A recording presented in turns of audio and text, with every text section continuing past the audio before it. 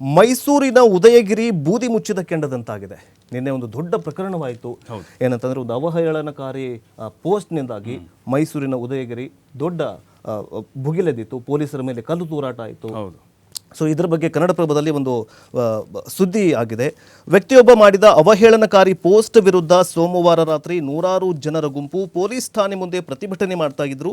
ಈ ಪ್ರತಿಭಟನೆ ಹಿಂಸಾತ್ಮಕ ರೂಪ ಪಡೆದುಕೊಳ್ಳುತ್ತೆ. ಕಲ್ಲು ತೂರಾಟ ನಡೆಸಿದ್ದರಿಂದಾಗಿ ಉದ್ವಿಗ್ನಗೊಂಡಿದ್ದ ಮೈಸೂರಿನ ಉದಯಗಿರಿ ಪ್ರದೇಶ ಮಂಗಳವಾರ ಸಹಜ ಸ್ಥಿತಿ ಕಂಡುಬಂದರೂ ಕೂಡ ಪರಿಸ್ಥಿತಿ ಮಾತ್ರ ಬೂದಿ ಮುಚ್ಚಿದ ಕೆಂಡದಂತಾಗಿದೆ.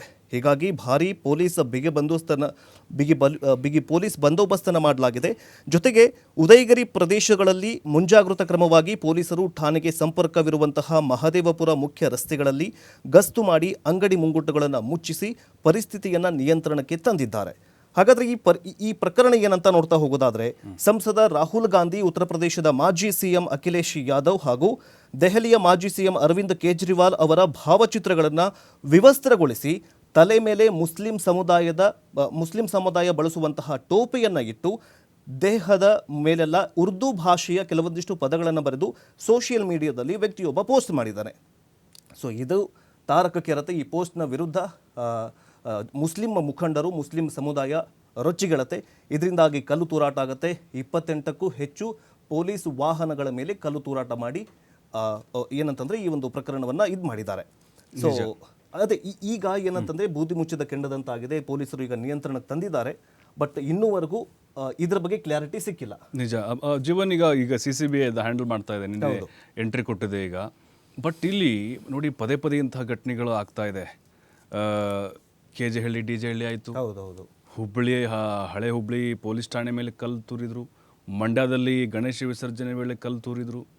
ಹಾಗಾಗಿ ಏನಾಗ್ಬಿಡುತ್ತೆ, BJPಗೆ ಅಸ್ತ್ರ ಕೊಟ್ಟಂಗೆ ಆಗ್ಬಿಡುತ್ತೆ. ಇಲ್ಲಪ್ಪ ಕಾಂಗ್ರೆಸ್ ಸರ್ಕಾರ ಬಂದರೆ ಬ್ರದರ್ಸ್ಗಳಿಗೆ ಒಂದು ರೀತಿ ಫ್ರೀಡಮ್ ಕೊಟ್ಟಂಗೆ ಆಗ್ಬಿಡುತ್ತೆ ಅಂತ BJP ಅವರು ಇದು ಪೋಸ್ಟ್ ಮಾಡಿರೋದು ಸೋಷಿಯಲ್ ಮೀಡಿಯಾದಲ್ಲಿ.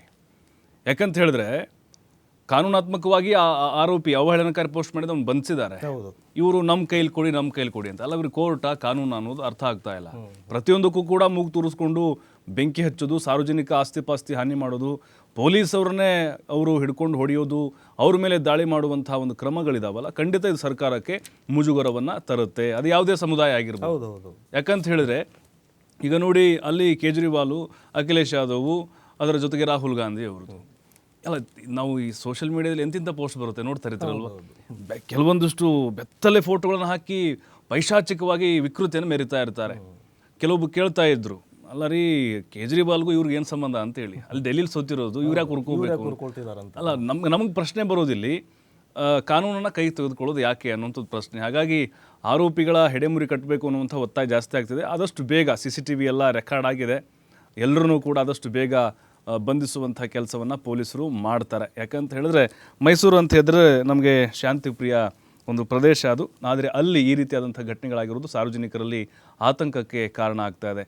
ಜೀವನ್, ಖಂಡಿತ ಅಲ್ವಾ, ಈ ರೀತಿ ಘಟನೆಗಳೇನಾಗ್ಬಿಡುತ್ತೆ ಅಂತ ಹೇಳಿದ್ರೆ ಅದು ಒಂದು ಸಮುದಾಯ ಮಾಡೋದಿರಲಿ, ಕಂಪ್ಲೀಟ್ ಆಗಿ ಇಡೀ ಸಮುದಾಯಕ್ಕೆ, ಕೆಲ ಪುಂಡ್ರು ಮಾಡೋದ್ರಲ್ಲಿ ಎಲ್ಲ ಇಡೀ ಸಮುದಾಯಕ್ಕೆ ಕೆಟ್ಟ ಹೆಸರು ಬರುತ್ತೆ.